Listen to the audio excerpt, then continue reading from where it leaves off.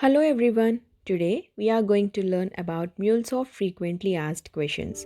So, let's start. What are the advantages of RESTful web services? There are four advantages. Fast. RESTful web services are fast because there is no strict specification like SOAP. It consumes less bandwidth and resource. Language and platform independent. RESTful web services can be written in any programming language and executed in any platform. Can use SOAP. RESTful web services can use SOAP web services as the implementation. Last, permits different data format.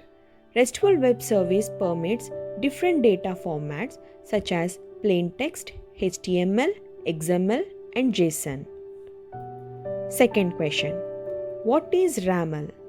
RAML stands for RESTful API Modeling Language, is a YAML-based language for describing RESTful APIs.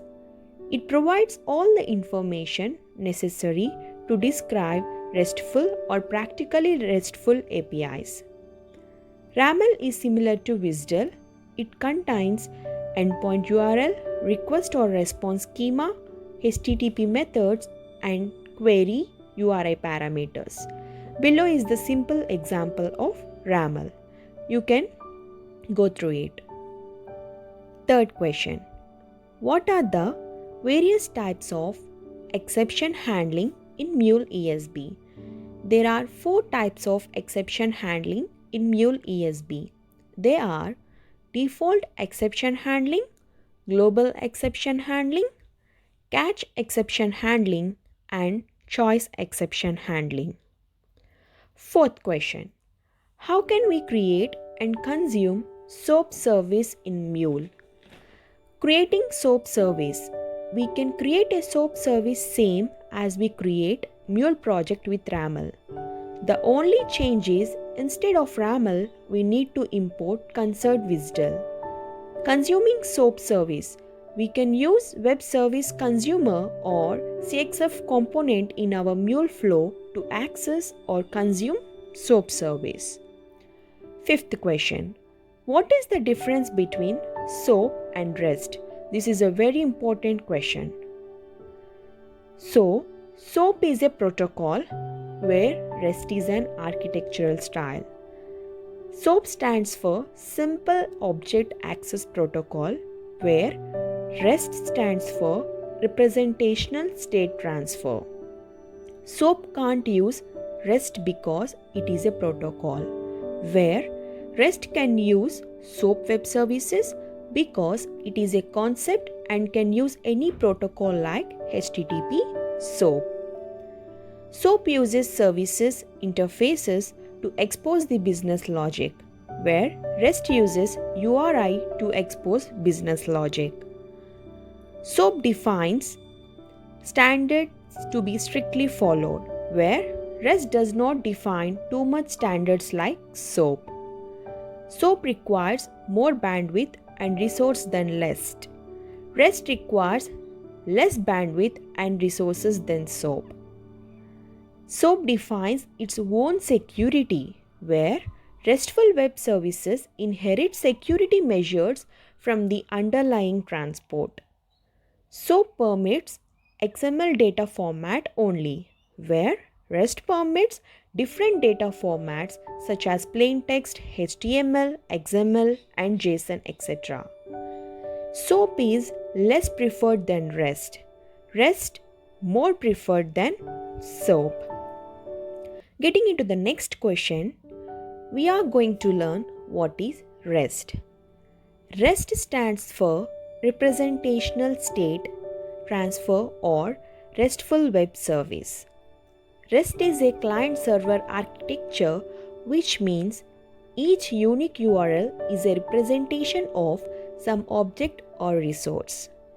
Any REST API developed uses HTTP methods explicitly and in a way that's consistent with the protocol definition.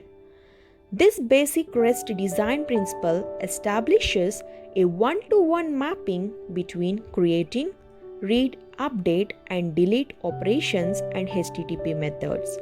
According to this mapping, there are 4 steps. First one, to create a resource on the server, we need to use post. To retrieve a resource, use get. To change the state of a resource or to update it, use put method. To remove or delete a resource, use delete. 7th question. Define payload in MuleSoft. The payload is a Mule runtime variable that stores arrays or objects.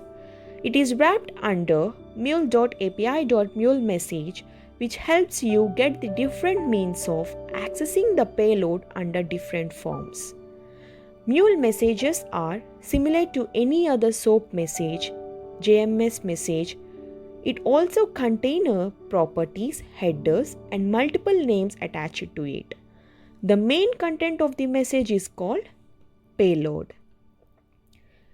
Coming to the next question, we are going to learn here what are the different types of flows. We can see here 4 different types of flows: subflow, synchronous flow, asynchronous flow, and private flow.